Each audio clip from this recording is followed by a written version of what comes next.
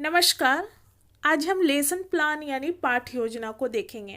आज का जो हमारा विषय रहेगा वो इतिहास यानी हिस्ट्री, और जिस टॉपिक पर हमारा लेसन प्लान बनाया गया है यहाँ पर वो हमारा टॉपिक यानी प्रकरण है अकबर।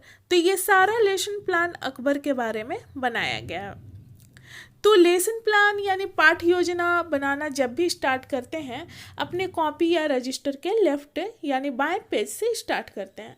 सबसे पहले विद्यालय का नाम लिखते हैं जिस विद्यालय में आपको पढ़ाने के लिए जाना है, फिर अपना नाम लिखेंगे, फिर आपका क्रमांक यानी रोल नंबर क्या है वो लिखेंगे, और विषय यहाँ पर हो जाएगा आपका इतिहास, प्रकरण हो जाएगा अकबर, और किस क्लास के लिए है तो इसको 7, 8, 9 या 10 क्लास के लिए भी रख सकते हैं। और कितने समय तक आपको पढ़ाना है वो देखेंगे, तो 40 मिनट, और किस घंटे में आपको पढ़ाना है, और डेट क्या है उस दिन का, और सत्र आपका कौन सा चल रहा है, इन सारी चीज़ों को यहाँ पर लिखेंगे। अब इसके बाद आता है समान उद्देश्य, जो कि हमारा विषय से संबंधित होता है। समान उद्देश्य में हम 5 पॉइंट लिखते हैं, और समान उद्देश्य के बाद विशिष्ट उद्देश्य आता है तो उसमें भी हम 5 पॉइंट कम से कम लिखते हैं। तो जो विशिष्ट उद्देश्य है वो हमारा प्रकरण यानी टॉपिक से संबंधित होता है, और समान उद्देश्य है जो कि पूरा विषय से संबंधित होता है। तो पहला नंबर हम देखेंगे इसमें कि छात्रों में इतिहास विषय के प्रति रुचि जागृत करना। दूसरा, छात्रों में ऐतिहासिक सफलता के बारे में ज्ञान प्रदान करना। तीसरा, छात्रों में ऐतिहासिक दृष्टिकोण का विकास करना। चौथा, छात्रों में ऐतिहासिक विषय के प्रति रुचि उत्पन्न करना। और पांचवा, छात्रों में ऐतिहासिक चरित्र का निर्माण करना। अब समान उद्देश्य के बाद विशिष्ट उद्देश्य हम देखेंगे। विशिष्ट उद्देश्य जो कि हमारा यहाँ पर प्रकरण से संबंधित होता है। तो यहाँ पर पहला नंबर हो जाएगा कि छात्र जो हैं अकबर के बारे में जानकारी प्राप्त कर सकेंगे।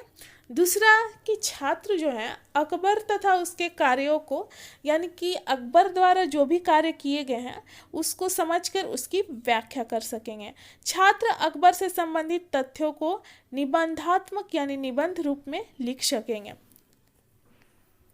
चौथा नंबर है छात्र अकबर से संबंधित ऐतिहासिक तथ्यों का अध्ययन करने में रुचि प्राप्त कर सकेंगे। और पांचवा नंबर हो जाएगा छात्र अकबर का मूल्यांकन कर सकेंगे। अब हम उसके बाद राइट पेज में आते हैं, दाहिने पेज में, वहाँ पर लिखेंगे सहायक शिक्षण सामग्री, यानी कि आप पढ़ाने के दौरान किन किन सामग्री का प्रयोग करेंगे। तो चौक, डस्टर, चार्ट, पॉइंटर, श्यामपट्ट और अन्य शिक्षण सहायक सामग्री हो जाएगी। उसके बाद किस विधि का प्रयोग करेंगे तो व्याख्यान एवं प्रश्नोत्तर विधि। पूर्व विज्ञान में हो जाएगा कि छात्र जो हैं अकबर के बारे में सामान्य जानकारी रखते हैं, यानी कि उनको पहले से इस विषय के बारे में थोड़ी बहुत जानकारी है। फिर उसके बाद हो जाएगा आपका वर्ग व्यवस्था। तो छात्र अध्यापक या अध्यापिका अपनी सुविधा के अनुसार वर्गों को व्यवस्थित करेंगे। अब उसके बाद प्रस्तावना, तो यहाँ पर लगभग 5 प्रश्न रख सकते हैं, और ये प्रश्न छात्र अध्यापक या अध्यापिका द्वारा किया जाता है बच्चों से। बच्चे इसका उत्तर देते हैं, तो जैसे कि जो उत्तर आता है उसी से संबंधित दूसरा प्रश्न हम बनाते हैं, यानी कि प्रश्न और उत्तर दोनों एक दूसरे से संबंधित होते हैं। जैसे कि पहला प्रश्न है यहाँ पर, मुगल वंश के पहले शासक कौन थे, तो बच्चे उत्तर देते हैं छात्र की बाबर।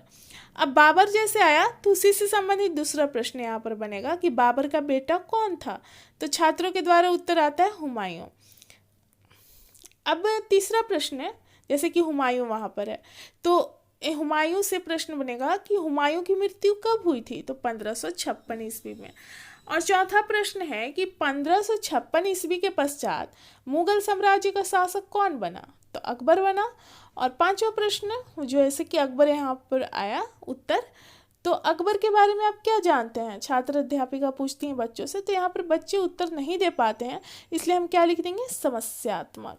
अब उसके बाद छात्र अध्यापिका कथन में हो जाएगा अकबर, और पाठ की उद्घोषणा में हो जाएगा कि आज हम लोग अकबर के बारे में विस्तार पूर्वक अध्ययन करेंगे।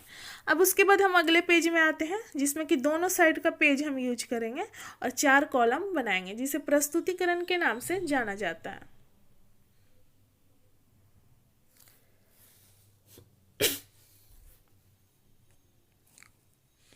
जैसे जैसे कि पहला कॉलम में शिक्षण बिंदु लिखेंगे, यानी कि हमारा प्रकरण से संबंधित पॉइंट रहेगा, टॉपिक से संबंधित, और उस पॉइंट की व्याख्या हम दूसरे कॉलम में लिखेंगे। छात्र अध्यापिका क्रियाशीलता, यानी कि जो टीचर हैं, छात्र अध्यापिका हैं, उसकी व्याख्या देंगी, तो दूसरे कॉलम में लिखेंगे। और तीसरे कॉलम में छात्र क्रियाशीलन, यानी कि पढ़ाने के दौरान क्लास में छात्रों का व्यवहार किस तरह का है।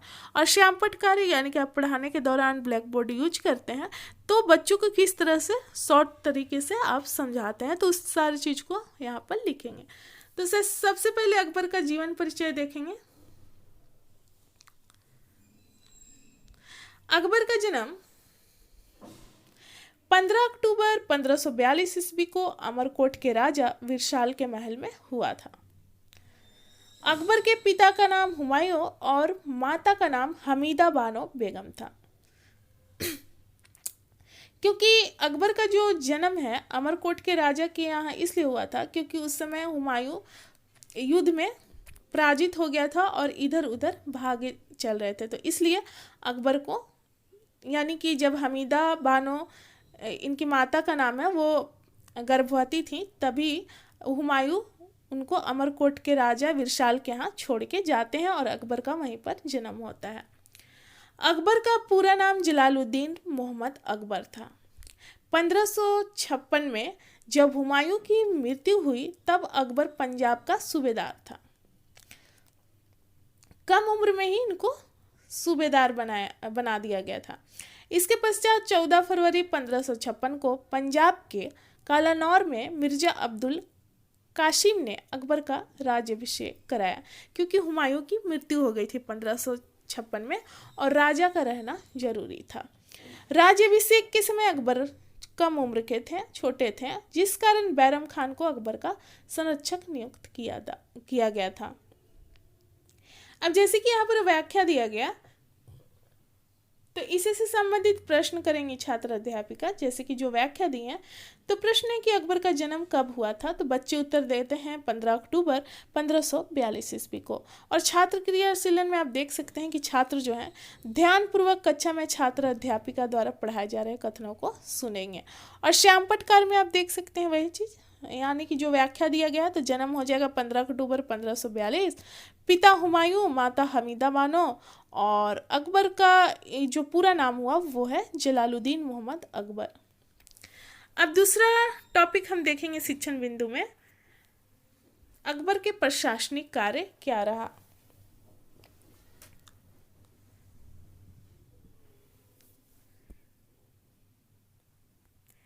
प्रशासनिक कार्य में देखेंगे कि तिलवाड़ा के युद्ध में 1560 में हुआ था। अकबर अपने संरक्षक के साथ करते हैं, जो जिनका बैरम खान नाम था। अकबर उनको हरा देते हैं और जो सत्ता है अपने संभाल लेते हैं, सारा सत्ता। अकबर ने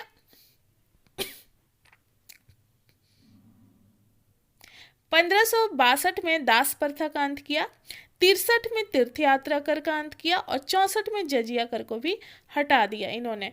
इस प्रकार अकबर ने सभी धर्मों के प्रति धार्मिक सहिष्णुता का अपना एक अनोखा परिचय यहाँ पर दिया था।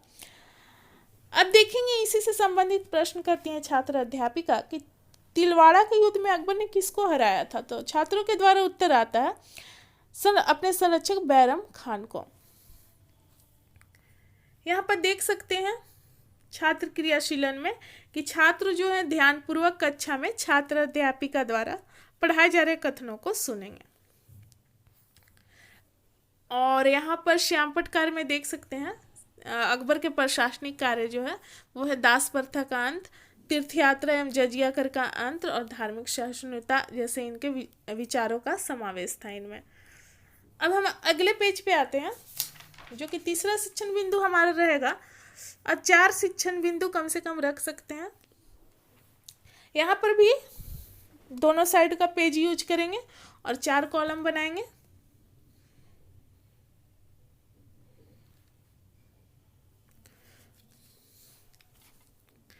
अकबर द्वारा लगान वसूली के आधार पर भूमि की 4 श्रेणी थी, जैसे कि पहला नंबर है खालिश भूमि, दूसरा जागी भूमि, तीसरा पैबाकी भूमि और चौथा मदमास भूमि। तो जैसे कि खालिश भूमि जो था यह सरकारी भूमि होती थी इस पर टैक्स नहीं लगता था। जागी भूमि में यह मनसबदार को दी गई भूमि थी, इस पर टैक्स मनसबदार जाकर वसूल करते थे। पैबाकी भूमि में यह सरकार के अधीन रहती थी, इसके द्वारा जागीरदारों की जो घाटा होती थी उसकी पूर्ति की जाती थी इस भूमि के माध्यम से। यहाँ पर सरकार का मतलब राजा हो जाएगा। मध्यमाश भूमि में यह भूमि दान में दी जाती थी। तीसरी से प्रश्न करती हैं छात्र अध्यापिका कि मनसबदार किस भूमि से टैक्स वसूलते थे, तो यहाँ पर हो जाएगा जागी भूमि से। और यहाँ पर देख सकते हैं कि कक्षा में छात्र अनुशासित रहकर छात्र अध्यापिका द्वारा पूछे जा रहे प्रश्नों का उत्तर देंगे। और श्याम पटकार में देख सकते हैं ये चारों चीज आ जाएगा, जो 4 श्रेणी थी लगान वसूली के। अब अकबर के 9 रत्न को देखेंगे, जो 9 लोग थे।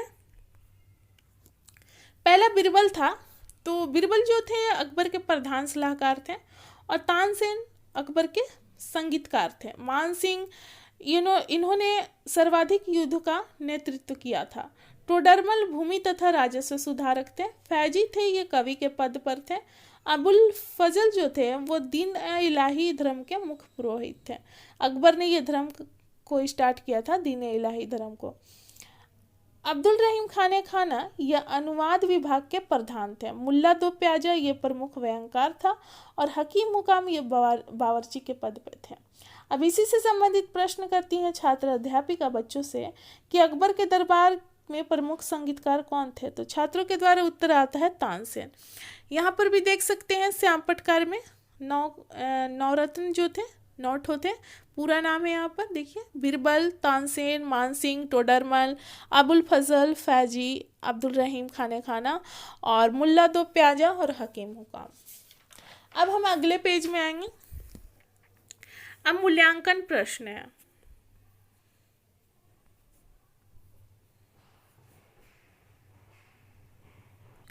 यानी कि अभी तक जो पढ़ाया गया है उसी से संबंधित प्रश्न करती हैं छात्र अध्यापिका बच्चों से कि अकबर का जन्म कब और कहाँ हुआ था। बच्चे इसका उत्तर भी देते हैं।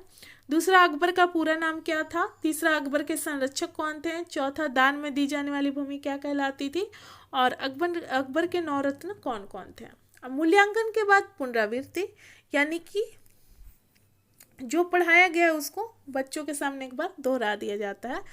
तो यहाँ पर अकबर का पूरा नाम जलालुद्दीन मोहम्मद अकबर था। पिता का नाम हुमायूं और माता का नाम हमीदा बानो बेगम था। और अकबर जो थे धार्मिक सहिष्णु जैसे प्रवृत्ति उनमें देखने को मिलता था, और इन्होंने दास प्रथा, तीर्थ यात्रा, जजिया कर आदि को बंद कर दिया था। अब पुनरावृत्ति के बाद होमवर्क दिया जाता है, यानी गृह कार्य बच्चों को। तो कम से कम आप 2 प्रश्न दे सकते हैं, जिसकी पहला प्रश्न है अकबर के जीवन परिचय का वर्णन करें, और दूसरा अकबर के 9 रत्न का नाम क्या है।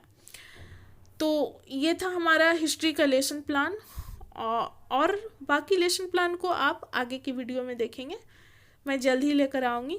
तो यहाँ पर वीडियो समाप्त होता है, मिलते हैं अगले वीडियो में। धन्यवाद।